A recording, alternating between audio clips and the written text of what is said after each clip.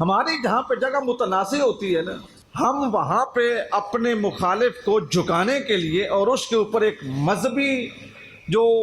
ہے نا ٹارچر وہ قائم کرنے کے لیے، مذہبی پریشر گین کرنے کے لیے ہم قبضے والی جگہ میں مسجد کی بنیاد رکھ دیتے ہیں۔ ہم جو حکومتی جگہ ہیں بالخصوص روڈ کے ساتھ ہیں،